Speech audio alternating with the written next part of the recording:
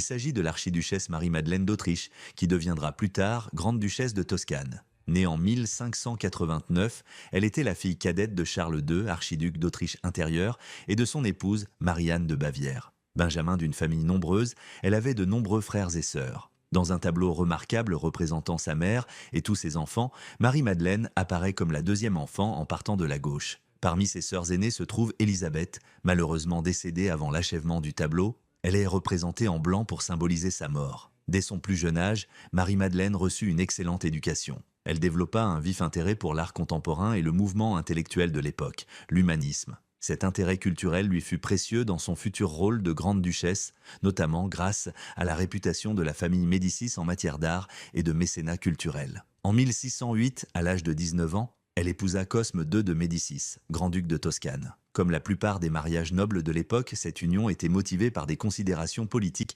visant à renforcer l'alliance entre les Habsbourg et les Médicis. Cependant, fait assez inhabituel, le couple était du même âge et aurait vécu un mariage heureux et épanoui. En seulement 8 ans, Marie-Madeleine a donné naissance à 8 enfants. Sur un portrait, elle est représentée avec 2 d'entre eux, sa fille cadette et son fils aîné. En 1620, Cosme II mourut subitement à l'âge de 30 ans avant la majorité de leur fils aîné, Ferdinand. Une régence fut alors instaurée, Marie-Madeleine et sa belle-mère agissant comme co-régentes. Les 2 femmes étaient réputées pour leur coopération efficace au gouvernement, bien qu'elles aient acquis une réputation de dépenses extravagantes. Leurs origines étrangères suscitèrent également une certaine suspicion publique. Malgré cela, Marie-Madeleine s'avéra être une importante mécène. Elle commanda de nombreuses pièces de théâtre et fit réaliser de nombreux portraits d'elle-même. En tant que régente, elle prit également en charge l'éducation de ses enfants, organisant pour eux des mariages prestigieux dans toute l'Europe. En novembre 1631, elle entreprit un voyage diplomatique et personnel pour rendre visite à son frère, l'empereur du Saint-Empire romain germanique Ferdinand II.